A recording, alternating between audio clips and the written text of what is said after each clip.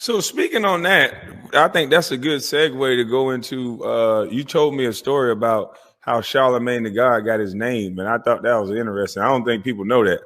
Why would he call himself that based on what you're going to explain? What is he, 5'6"? Charlemagne?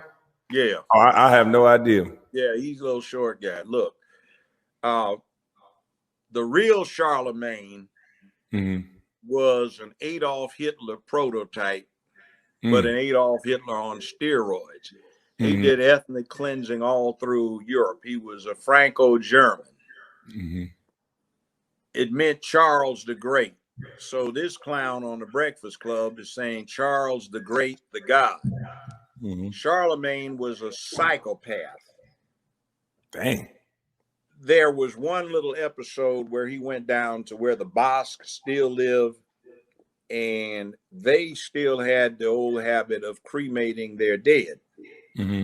Rocky place ain't very much area to bury somebody, right? So he went down and he slaughtered 120, 125,000 of them because they cremated their dead. He did stuff like that.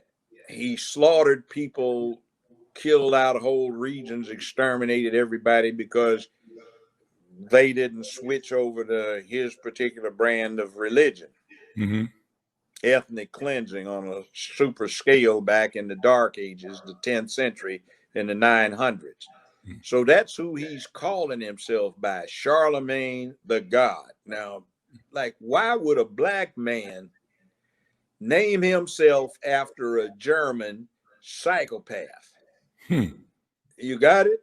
That's like saying, I'm Adolf the Great. No, they wouldn't let you say that. Yeah, but Charlemagne was worse. Yeah. That's crazy. You know, you had 500 years to it, and somebody's war criminal crimes against humanity type becomes a worthy of note because he exercised power. I think you're right about the attack on masculinity. Just like I don't particularly like Charlemagne and some of these charlatans, and you don't like some of your colleagues that are going the unmanly way. Yeah, well, go get into it. What you think about Charlemagne? What you think about him? Get into that. I know people waiting to hear Charlemagne and Stephen A. Smith. Punk ass with a punk name. What about Stephen A. Smith? You ever heard of him? Well, me and him got into it because to me, he puts a little disrespect on guys' names. He tried to make it singular about me and him. But as I try to get people to wake up and see, it's not about just me and him. He said something like, allegedly, I wouldn't trade Andrew Wiggins for a box of cereal. And to me, that just goes too far. What if Andrew Wiggins was trying to, go out and get some money off the court? And people listen to Stephen A. He got a big platform, and you've devalued this man's value like that by saying he's not worth a box of cereal. To me, that that goes beyond basketball when you're starting to dox people like that. Yeah, that's what they do. When they get a man that's a man, they try to down him. And if you badmouth somebody often enough, you get people adopting what they hear. So you get a negative impression. So what the deal is take the exemplars who behave like they're supposed to, and you get the people turned against that by telling lies, mistruths, exaggerations, and so forth. And they no longer listen to that individual, but they listen to the idiots. That's what that's about. I want you to do something too. Your message needs to get out. I want to invite you to my show, which is later today. I know you won't be able to do it today, but next week, and I'll give you the call-in number. Yeah, I'll be there. Okay, I'll give it to you. I'll text it to you. And there's another somebody that's one of your big fans, Dana Cumberlander. Okay. She's an intelligent woman. She's a grandmother, though she doesn't look like it. Kind of hot. She fusses a lot, but it's a good way to learn how to deal with her. She treats me cool, but she treats the guys at half step. She puts them in place, and act like a man up. She's all for that. And you need to deal with her. I'll give you her number. Okay. And there are a few other people, and there's another brother that I call our investigative reporter. He does it for everybody, and you ought to deal with him too. He's got a show, but he travels all over the country getting to the bottom of the stuff. That's Bernard Johnson. So you need to deal with him. And then there's a good sister you need to talk to. Her name is Dr. Cheyenne Bryant out of Los Angeles. And this is one of the most intelligent humans I have ever run into. Interestingly enough, these women are deeper into man up as a necessity for men than a whole lot of brothers are doing. Dr. Johnson has one of the top 10 best-selling books on Amazon, which is good. She's a clinical psychologist. She's one of these super people. God damn, that woman is man, movie star quality. And she got her bachelor's degree before she hit 20, got her master's before she got 21, and then got a PhD. And this is one of those super people that ought to be where Kamala Harris is, but she's a decent person. Okay. Now, she's a rare breed. She actually is president of an NAACP chapter, but she makes it something else. So like when this thing that became Black Lives Matter first started, before it got corrupted into Black lesbian mania and pushing this anti-family dialogue, she got the chief of police for the Los Angeles Police Department, all of his staff and every one of his command officers out there to tell the citizens in Long Beach, California, that they were not going to tolerate this stuff happening again. And actually, from what I saw the last few times I've been to LA, it actually seems to have made a difference. They're trying to recruit her to run for mayor of Los Angeles, like they have recruited me to run for mayor of Memphis in 2023. My slogan is JB in 2023. Okay. So anyway, some things need to be done. And we've got this Dana Cumberlander, Valerie Denise Jones. Oh, she's going to like you. She's the director of my show. She's a good looking woman. And by the way, former model, but you know what her problem is? She can't find a man. So, all of these attractive, intelligent women can't find a man. Yeah. And it's kind of crazy.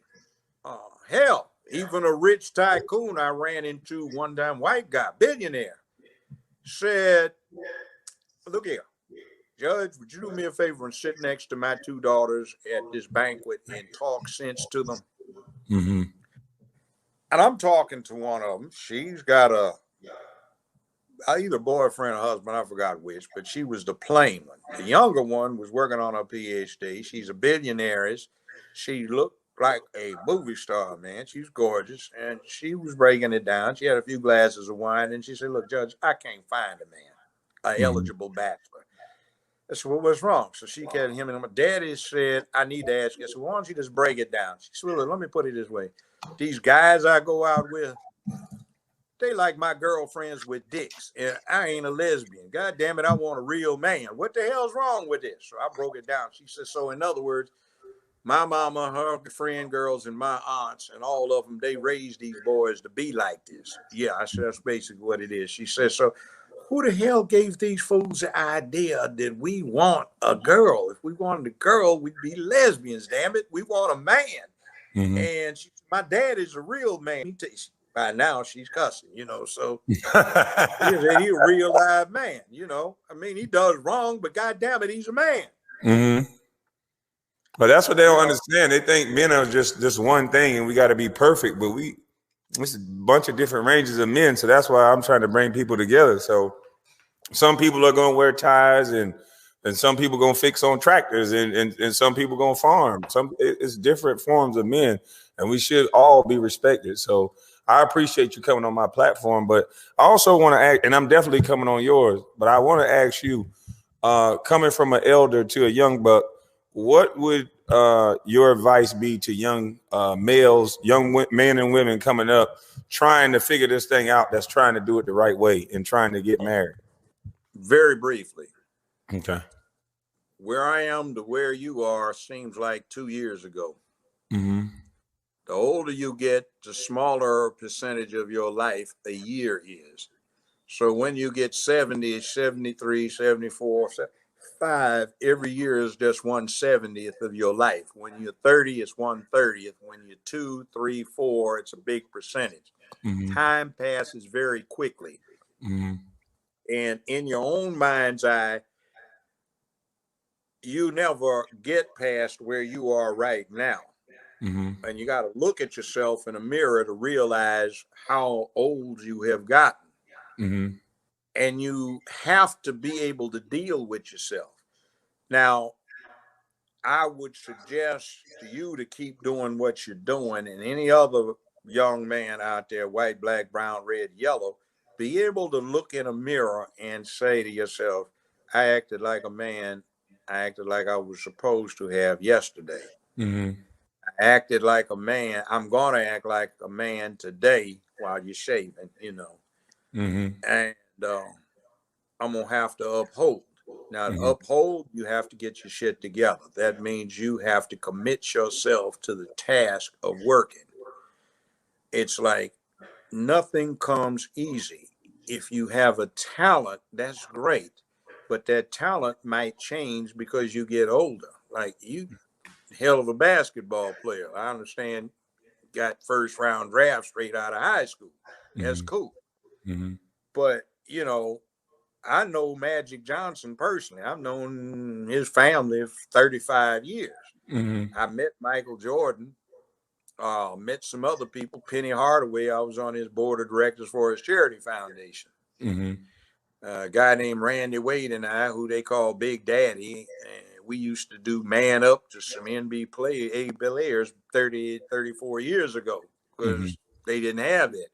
But the bottom line is focus, because what you do at an early age, you're not going to be able to do later. And what you can do later is your labor, your talent physically evaporates, but your acumen, your skill, your mind can increase.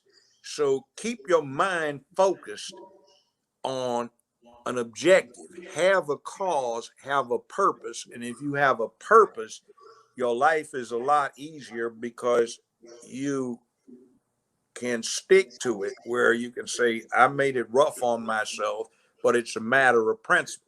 A Mm-hmm. lot of people compromise because they say you got to do what you got to do to get somewhere, but no, you got to do what you're supposed to do. And if you do what you're supposed to do, maybe what's going on is there's something to develop that's developing where only a person with your credibility can deal with it. Now, Mm-hmm. you see, young brother, here's one thing that I'm going to mentor you. You got my number. Use it frequently, because here's the deal. My slogan is protecting womanhood and promoting manhood. And to promote manhood, you promote it in yourself and your peers, but you have to bring up in school young men so they can take over when you're too old to do it or when your ass dies. Mm-hmm. And the interesting thing is, I've been near death at least once or twice. And when you can say, yeah, I upheld, you don't worry about whether you're going to heaven or hell. You don't care because you did what you were supposed to do. Mm-hmm. Focus on that and keep your eye on the goal. What is your purpose? Our Mm-hmm. people need leadership, not some goddamn pimp trying to hustle. Mm-hmm. We need leadership. We need direction. So spend your time finding out everything you can about everything. Get all the knowledge you can on everybody, because when you know what people are about, even if you got misconceptions, you can investigate further to see what the truth is. You'll see where somebody is coming from. And if you are really doing something and they're trying to trap you or ruin you, you can lay landmines so they'll step on them before they get to you and blow themselves up. Mm-hmm. See, you're talking good stuff and you are sincere about what you're doing. Is manhood. That is the most important thing. Remember, people look up to you. And what you can do is use your forum like this to start jacking these fools around and embarrassing them. So you got somebody like me watching your six because ain't nobody can do shit to me. I got my money. I'm retired, damn it. I'm going to make some I more. appreciate that. But they can't touch me because I'm 74 years old and I don't have any more goddamn career unless it's recreational or it's a hobby, even though I do have a product. It's called Judge Joe Brown's Barbecue. That's what I'm talking about. You be the judge. Now, if you want to watch the rest of this live, or honestly, this was an interview, but if you want to watch the whole thing, it was 2 hours. Make sure you check out Kwame Brown's YouTube channel. The link is always in the description. And I don't think I need to say much in this commentary. I'm just going to say I feel like Kwame Brown did a good job of conducting an interview. And he showed a lot of chops and a lot of promise for, you know, the audience he is building and what he has coming in the future. He can do or conduct interviews in a great way. And I was impressed. Let me know what you guys thought about the live. Make sure you like the video and subscribe. Turn your notifications on. I'll see you guys next time. Peace.